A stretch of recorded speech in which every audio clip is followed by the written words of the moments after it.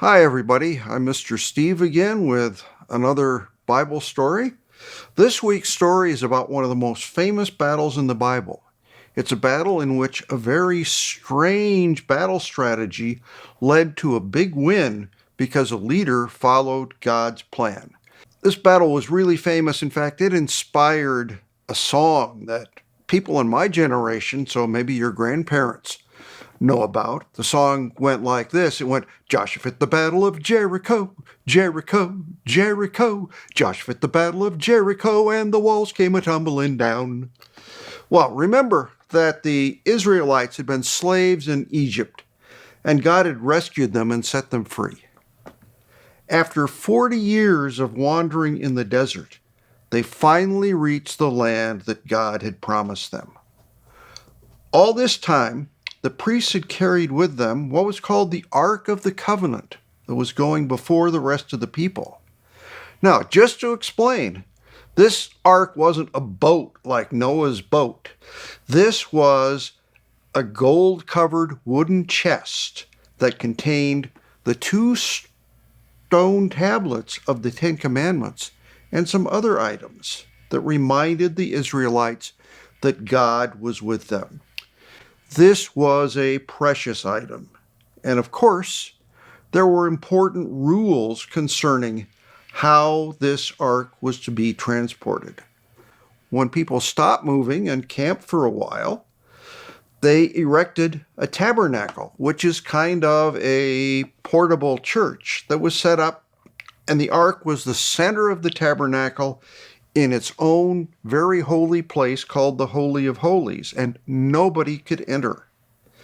Now, Joshua was the leader of the Israelites for the final part of their journey from Egypt. God had told Joshua what to do when they arrived at the Jordan River. Joshua obeyed what God told him. He led them to the water's edge and then had the priest step into the Jordan, and the Jordan River stopped flowing.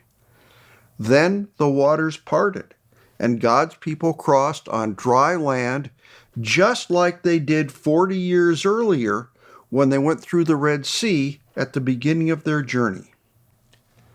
Now, the people in the region, the Amorites and the Canaanites, lived in that land, and they heard what God had done, and they were scared. Of course, they reacted as what most people do when they're scared. They retreated into their towns. And the most important town was Jericho, which was surrounded by high walls because in those days, lots of cities were surrounded by high walls to keep invaders out. When Joshua got close to Jericho, he spotted a man standing nearby. The man was holding a sword ready for battle. So Joshua went up and asked the man if he was on the Israelite side or the side of the enemies. And here's what it says in the book of Joshua about this conversation. I am not on either side, he replied. I have come as the commander of the Lord's army. So Joshua asked the man what message the Lord had for him.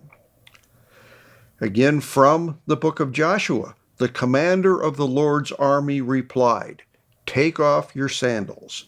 The place you are standing on is holy ground. So Joshua took off his sandals. And then God gave Joshua an important message, a battle plan. Joshua called for the priests and set the plan in motion. So what was this battle plan? It's different from what you might expect, for sure. So I'll tell you how it played out. Joshua gave a job to the priests. And here, again from the Bible, is what Joshua told them. He said, Go and get the Ark of the Covenant of the Lord. I want 7 of you to carry trumpets in front of it. Next, Joshua gathered the army and gave them an order. He said, Move out, march around the city. Some of the fighting men must march in front of the Ark of the Lord. So this was the formation. First came the army, Then the 7 priests blowing the 7 trumpets. Following them was the ark of the Lord. Finally, the rest of the army marched behind the ark to guard it. The entire time they marched, the priest blew the trumpets. But otherwise, everyone was quiet because Joshua had told them not to even say a word until he gave a command. They circled the city once. Then Joshua led them back to camp. And that was it. This sounds like a very peculiar battle plan, but that's what God told Joshua to do. The second day, they did the exact same thing. In fact, they did this 6 days in a row, marching with the army in front, the priests and the ark in the middle, and the rest of the people following. The only sound was the trumpets being played by the priests. Just one trip around the city wall and back to camp. I assume then they put the ark back in the center of the tabernacle. But at dawn on the 7th day, everybody got ready to march. I'm sure they had the plan down by then. Everybody got in their places, but things changed because God's battle plan for day 7 was different. They marched around the city 7 times. When they finished, the priest blew a long blast on the trumpets, just as God had told Joshua. Then Joshua said, "Now shout."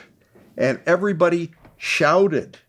And when they shouted, the walls of the city of Jericho fell down, just as God had told Joshua they would. When the dust settled, the Israelites were dumbfounded. The city was wide open.